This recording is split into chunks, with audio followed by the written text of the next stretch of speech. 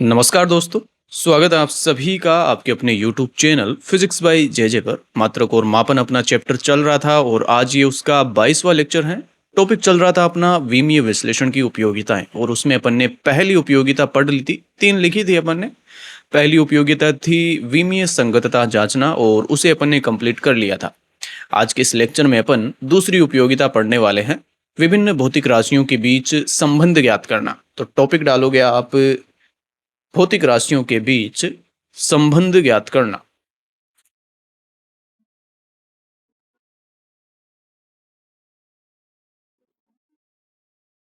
दूसरी उपयोगिता है ये, भौतिक राशियों के बीच भौतिक राशियों के बीच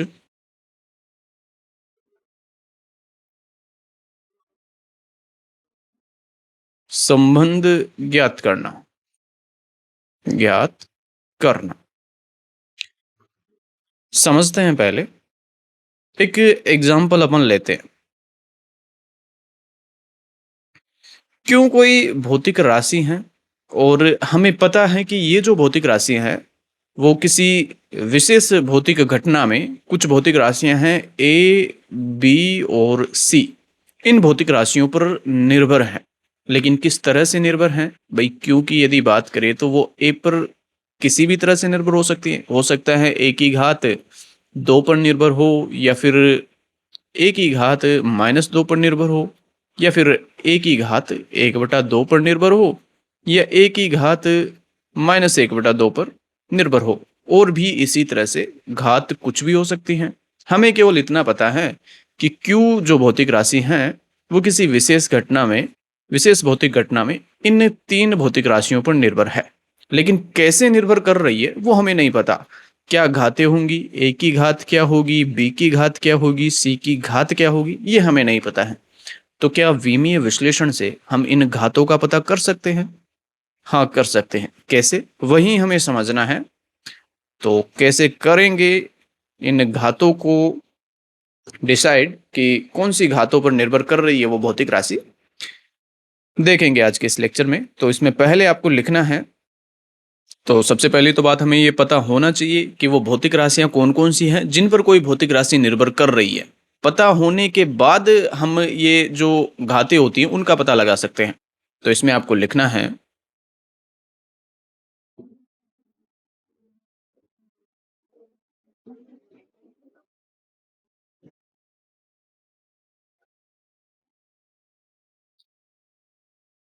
यदि किसी भौतिक घटना में, यदि किसी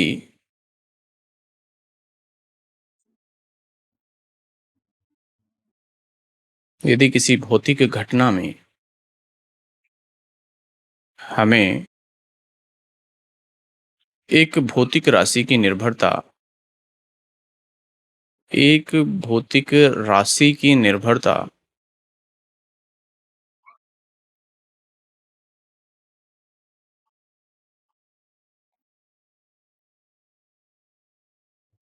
अन्य भौतिक राशियों पर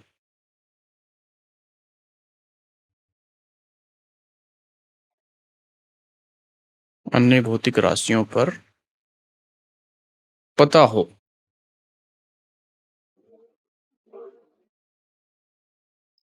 लेकिन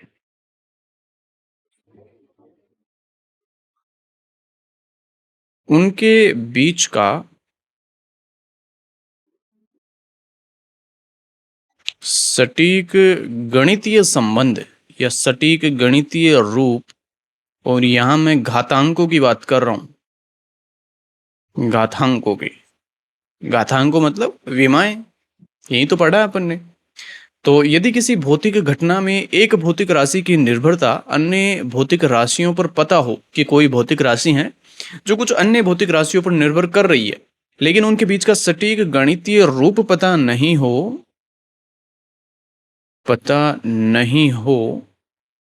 तो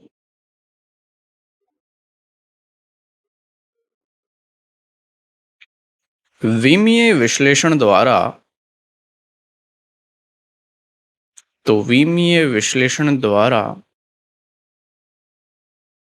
हम घातांकों का पता लगा सकते हैं। हम घातांकों का पता लगा सकते हैं या सटीक गणितीय रूप का पता लगा सकते हैं, बशर्ते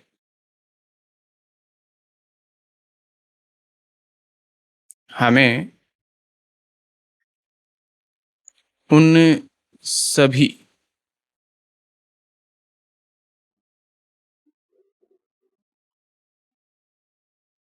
भौतिक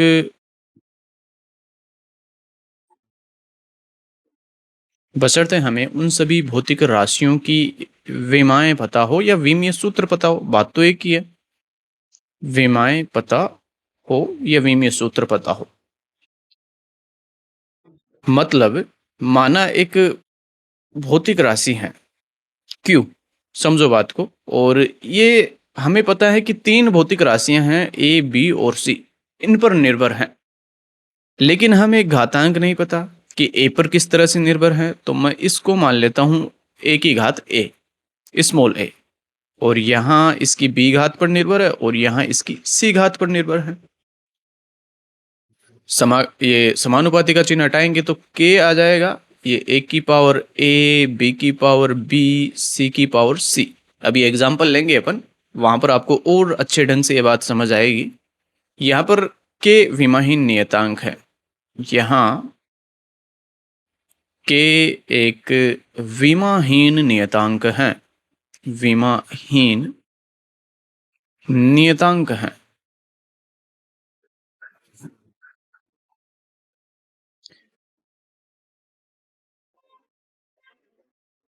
अब यहाँ पर हमें करना क्या है, क्यों कोई भौतिक राशि है और ए बी और सी ये भी भौतिक राशियां हैं, तो क्या करेंगे यहाँ पर क्यू का विमीय सूत्र अपन लिखेंगे और ए बी और सी इनका भी विमीय सूत्र अपन लिखेंगे और अंत में इनको सरल करके जो भी सात भौतिक राशियां थी उनके रूप में लाएंगे जो मूल भौतिक राशियां थी, और फिर इनकी तुलना करेंगे। ए की तुलना यहाँ पर करेंगे और बी गुणांक की तुलना इधर करेंगे, सी गुणांक की तुलना भी इधर करेंगे और तुलना से इनके मान निकालेंगे। किस तरह से निकालना है ये अभी एग्जाम्पल लेंगे एक, उसमें आपको पता चलेगा। तो यहाँ के एक विमाहीन नियतांक है और इसके नीचे एक और लाइन आपको लिखनी है। अंत में सभी भौतिक राशियों के सभी भौतिक राशियों के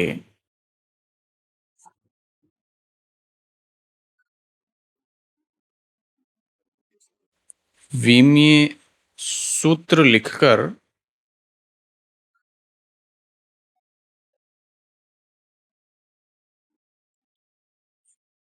उनके घातांकों की तुलना करनी है। या फिर इस तरह से मत लिखो, थोड़ा अच्छे से लिखते हैं इसे।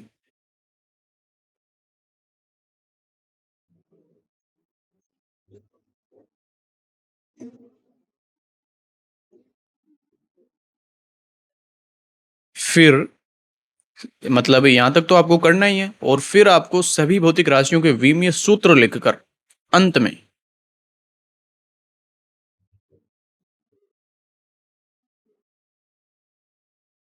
घातांकों की तुलना करके तुलना करके ए बी सी के मान निकालने हैं, मान निकालने हैं। यहाँ पर आप रखोगे ए का विमीय सूत्र, बी का विमीय सूत्र, सी का विमीय सूत्र, और फिर उनको सरल करोगे और फिर अंत में आपको घातांकों की तुलना करनी है। कैसे क्या करना है, एक एग्जाम्पल अपन लेते हैं, पहले समझो एग्जाम्पल को। एग्जाम्पल, सरल लोलक का आवर्तकाल ज्ञात करना। सरल लोलक का आवर्तकाल,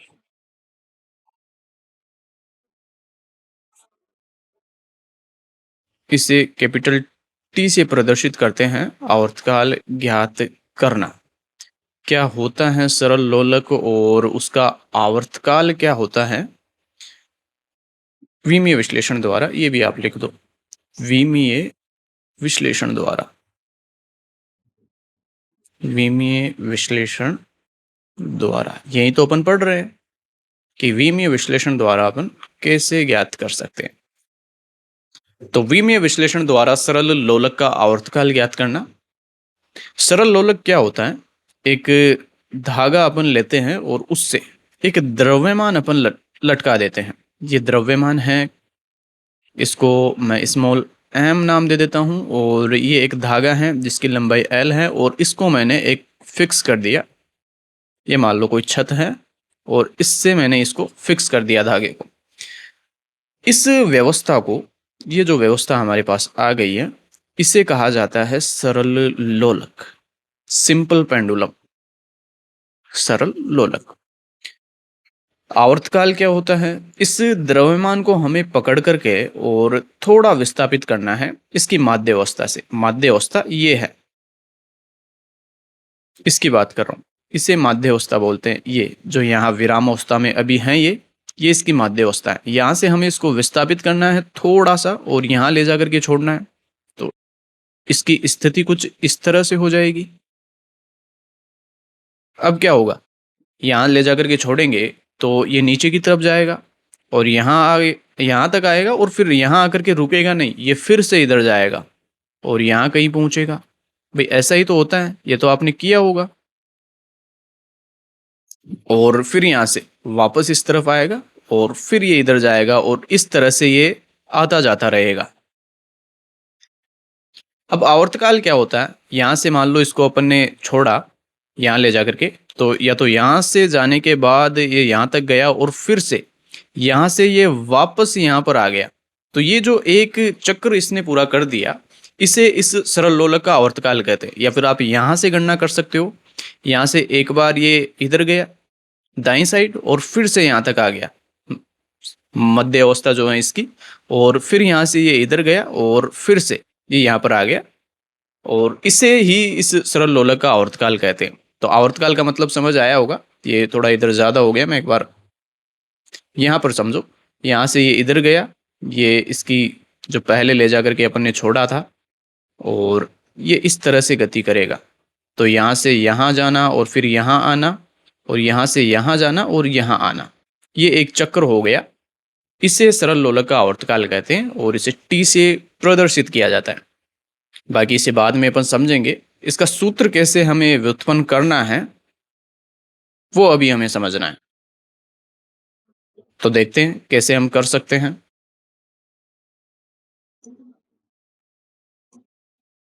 अब एक चीज तो फिक्स है, यहाँ पर मैंने आपको समझाया, एक बार फिर से देखना आप उस व्यवस्था को। मैंने कहा एक धागा है, लंबाई एल, एक द्रव्यमान है ये एम। तो सरल लोलक का आवर्तकाल जो है वो लंबाई पर निर्भर कर सकता है, द्रव्यमान पर निर्भर कर सकता है। भाई लंबाई को यदि अपन लंबी छोटी कर दे तो यहाँ से यहाँ जाने में, फिर यहाँ आना और यहाँ जाना और फिर से यहाँ आना, इसमें जो समय लगेगा वो कम ज़्यादा हो सकता है। हमें नहीं पता लंबाई पर निर्भर कर रहा है या नहीं। यदि नहीं करेगा तो इसका जो घातांक लेंगे ए बी या सी कुछ भी, उसका मान जीरो आ जाएगा। जीरो आने का मतलब क्या हुआ? एक। तो उस पर निर्भर नहीं कर रहा, ये कह देंगे बाद में। लेकिन यहां से हमें देखने पर लग रहा है कि लंबाई पर निर्भर कर सकता है, दूसरा द्रव्यमान पर निर्भर कर सकता है, और तीसरा इस पर पृथ्वी का गुरुत्वाकर्षण बल भी लग रहा है। तो गुरुत्वाकर्षण बल पर निर्भर कर सकता है, यानी कि गुरुत्वीय त्वरण पर निर्भर कर सकता है। ये आपने नहीं पढ़ा है, लेकिन मेरे कहने से मान लो कि गुरुत्वीय त्वरण पर निर्भर कर सकता है। बाद में जब अपन पढ़ेंगे कि क्यों निर्भर कर रहा है, कैसे निर्भर कर रहा है, उसकी चर्चा अपन बाद में कर लेंगे। लेकिन मेरे कहने से आप यहाँ पर मानो कि गुरुत्वीय त्वरण पर निर्भर कर सकता है। नहीं करेगा तो इसका घातांक जीरो आ जाएगा। तो देखते हैं एक बार किस तरह से ये निर्भर करेगा या नहीं करेगा। इन तीन चीजों पर निर्भर कर सकता है, और तो हमें कुछ दिख नहीं रहा जिस पर ये निर्भर कर रहा हो। तो यहाँ पर आपको किस तरह से लिखना है, यहां पर लिखना है आपको सरल लोलक का आवर्तकाल, सरल लोलक का आवर्तकाल, का आवर्तकाल टी, उसकी लंबाई एल द्रव्यमान एम तथा गुरुत्वीय त्वरण। अब ये गुरुत्वीय त्वरण का जो विमीय सूत्र आएगा वो जो सामान्य त्वरण अपन ने पढ़ा है उसी का विमीय सूत्र आएगा। त्वरण चाहे कोई सा भी हो, जैसे मैंने ऊर्जा के मामले में बताया था, ऊर्जा चाहे गतिज ऊर्जा हो, स्थितिज ऊर्जा हो, कैसी भी ऊर्जा हो, विमीय सूत्र वही आता है। तथा गुरुत्वीय त्वरण जी पर निर्भर कर सकता है, निर्भर कर सकता है। ये तीन ही भौतिक राशियां हैं जो हमें नजर आई कि इन पर निर्भर कर सकता है, और हमें नहीं पता यदि इनमें भी किसी पर निर्भर नहीं करेगा तो घात 0 आ जाएगी उसकी। अतः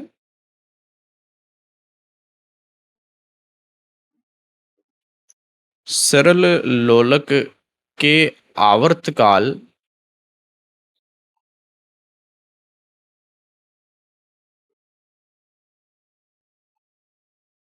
टी की निर्भरता को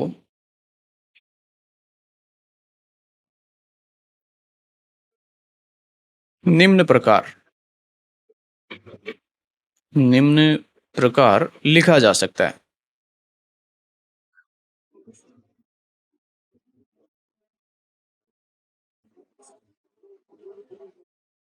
निर्भरता को इन राशियों पर, यहाँ पर आपको ये और लिखना है, इन राशियों पर। भाई इन्हीं राशियों पर तो निर्भरता की बात कर रहे हैं अपन, इन राशियों पर कैसे निर्भर कर रहा है वही अपन देखना चाह रहे हैं। जैसे अपन ने ऊपर लिखा था क्यों समानुपाती ए की पावर ए, बी की पावर बी, सी की पावर सी, इसी तरह से इसको लिख देते हैं। टी समानुपाती लंबाई की पावर ए लिख देता हूं। एक तो लंबाई पर निर्भर कर सकता है, दूसरा द्रव्यमान पर निर्भर कर सकता है तो इसकी पावर बी लिख देता हूं, और गुरुत्वीय त्वरण पर निर्भर कर सकता है तो इसकी पावर सी लिख देता हूं। अब नीचे समानुपाती के इस चिन्ह को हटाएंगे तो एक नियतांक आएगा के, एल की पावर ए, एम की पावर बी और जी की पावर सी। के यहाँ पर भी एक विमाहीन नियतांक है। यहाँ के एक विमाहीन नियतांक है, विमाहीन नियतांक है।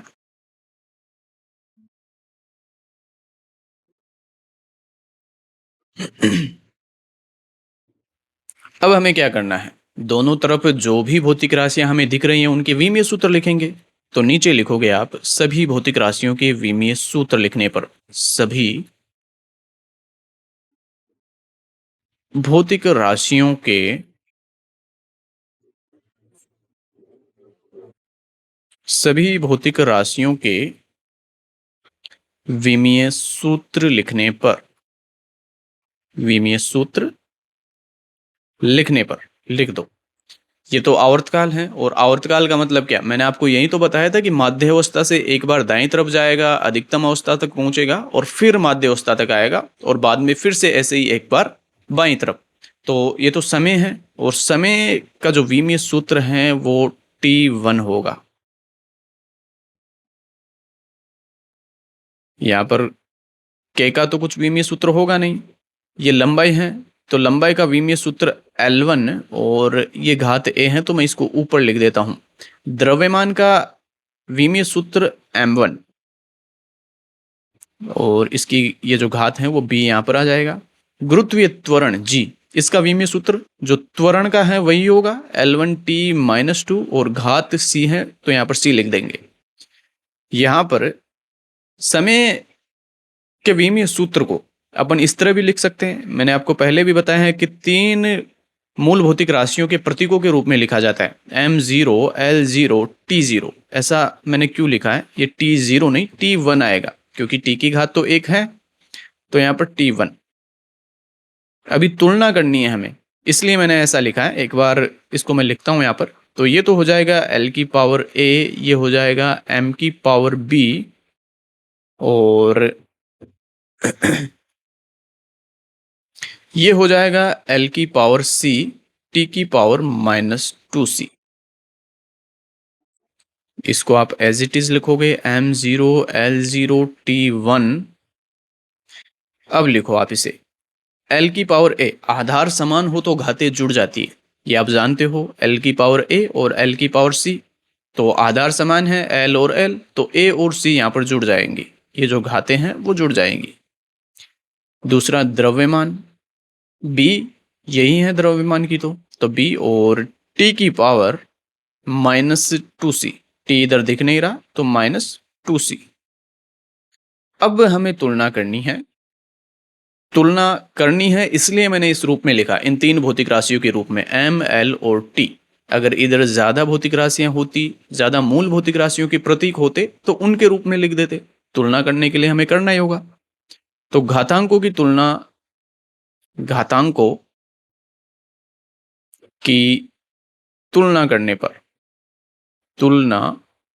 करने पर अब हमें ए बी और सी का मान निकालना है।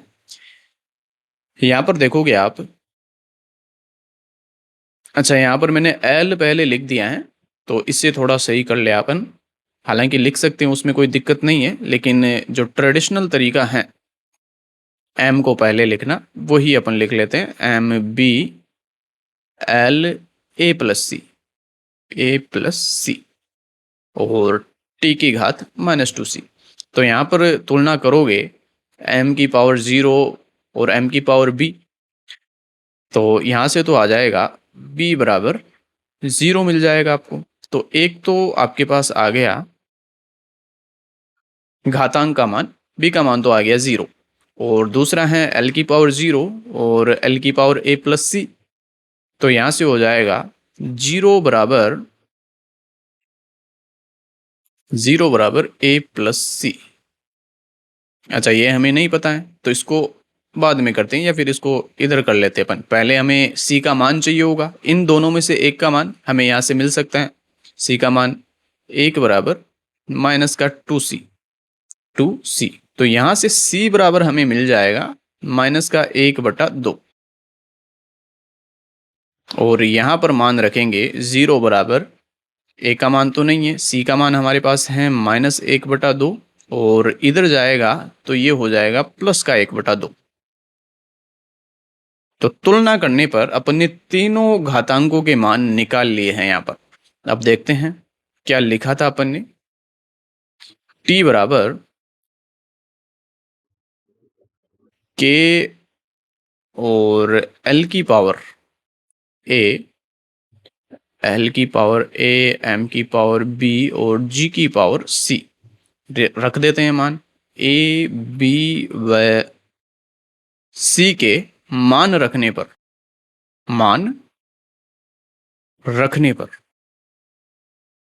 रखोगे तो आपको मिल जाएगा t बराबर k, l की पावर a का मान है 1/2, तो ये तो 1/2 हो जाएगा। m की पावर b का मान है 0, और g की पावर c का मान है -1/2। तो यहाँ से आप देखोगे द्रव्यमान की घात तो 0 आ गई। इसका मतलब है कि सरल लोलक का आवर्तकाल द्रव्यमान पर निर्भर नहीं कर रहा है, और इसे मैं सीधे लिख देता हूँ, L/G हो जाएगा। भाई L की पावर 1/2 मतलब √L, और ये -1/2 है, तो नीचे जाएगा, नीचे जाने पर +1/2 हो जाएगा, और ये √G आ जाएगा नीचे, और इसको मैंने एक ही √ में लिख दिया है। तो ये संबंध होगा। T जो है वो किस तरह से निर्भर करेगा, हमें विमीय विश्लेषण से पता चलता है। T समानुपाती होगा √L/G पर। यह संबंध हमें विमीय विश्लेषण से मिल गया है। इसका मतलब है T जो है वो समानुपाती हैं √L के, और T जो है वो समानुपाती हैं 1/√G के, या √G के व्युत्क्रमानुपाती हैं। यहाँ पर यदि अपन सरल लोलक की लंबाई, मैंने पहले भी आपको समझाई है, ये जो लंबाई है सरल लोलक की, इस लंबाई को यदि अपन बढ़ा देंगे, इसको बढ़ा देंगे, जैसे मैंने यहाँ पर इसे बड़ा कर दिया, तो इसका आवर्तकाल जो है वो बढ़ जाएगा। और वहीं यदि गुरुत्वीय त्वरण g का मान बढ़ जाए तो आवर्तकाल कम हो जाएगा। तो इस तरह से हमें पता चलता है कि सरल लोलक का जो आवर्तकाल है वो लंबाई के समानुपाती या फिर कहे अंडर रूट एल के समानुपाती और अंडर रूट जी के व्युत्क्रमानुपाती होता है। अच्छा, के का मान हमें यहाँ पर मिला क्या विमीय विश्लेषण से? के का मान हमें नहीं मिला है विमीय विश्लेषण से, तो इस बात को भी अपन लिख लेते हैं।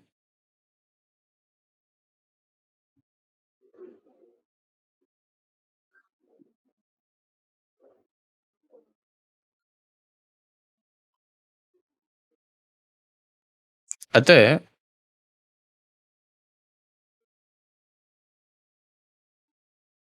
विमीय विश्लेषण से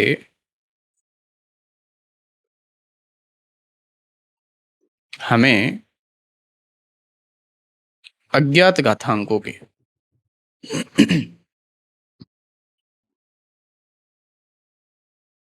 अज्ञात घातांकों के मान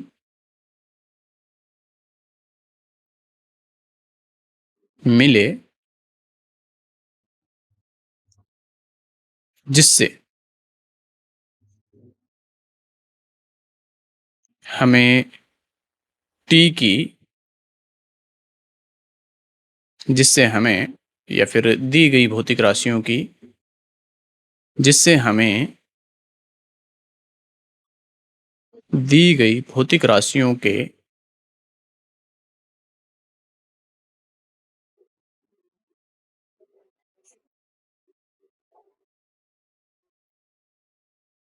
बीच की सटीक निर्भरता का पता चला। सटीक निर्भरता का पता चला कि वो किस तरह से निर्भर कर रही है, निर्भरता का पता चला, जिससे हमें दी गई भौतिक राशियों के बीच की सटीक निर्भरता का पता चला। इसे इस तरीके से लिखते हैं, जिससे हमें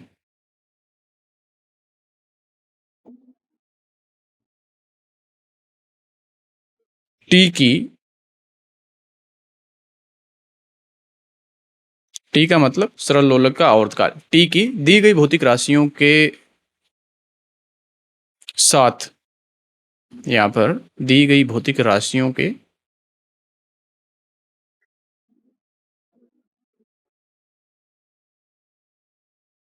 अतः विमीय विश्लेषण से हमें अज्ञात घातांकों के मान मिले, जिससे हमें टी की दी गई भौतिक राशियों के साथ सटीक निर्भरता का पता चला, परंतु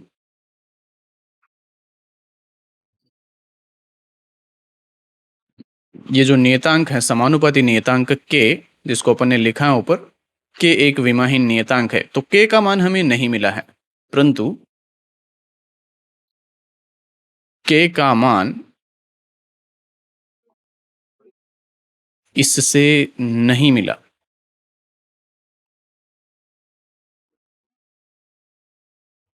यहां तक तो हो जाता है विमीय विश्लेषण द्वारा हम ये पता कर सकते हैं, ये जो सूत्र हमें मिला है यहाँ पर, ये निर्भरता वाला, ये हमें विमीय विश्लेषण से मिल जाता है, लेकिन के का मान हमें नहीं मिला है। के का मान प्रयोगों से क्या आता है वो मैं लिख देता हूं यहाँ पर। प्रयोगों द्वारा प्रयोगों द्वारा हमें के का मान 2 पाई मिला, 2 पाई मिलता है। अतः सटीक सूत्र क्या होगा? वो होगा टी बराबर 2 पाई रूट एल बाई जी। तो ये है सटीक सूत्र, तो लेकिन ये पूरा विमीय विश्लेषण से हमें नहीं मिलता है, ये बात मैंने आपको समझा दी है। विमीय विश्लेषण से हमें केवल यही मिलता है कि सरल लोलक का जो आवर्तकाल है वो लंबाई पर किस तरह से निर्भर कर रहा है और गुरुत्वीय त्वरण पर किस तरह से निर्भर कर रहा है। के का मान हमें विमीय विश्लेषण से नहीं मिलता है। तो ये बात है जो मुझे समझानी थी आपको, और इसी के साथ आज का अपना ये लेक्चर समाप्त होता है। 2 उपयोगिताएं अपन ने पढ़ ली हैं, तीसरी उपयोगिता और बची है, मात्रकों का एक पद्धति से दूसरी पद्धति में रूपांतरण। उसे भी अपन कल के लेक्चर में कर लेंगे, और उसके बाद विमीय विश्लेषण की कुछ कमियां भी हैं, उन कमियों की चर्चा अपन करेंगे। तो आज का लेक्चर अपन यहीं पर समाप्त करते हैं। धन्यवाद।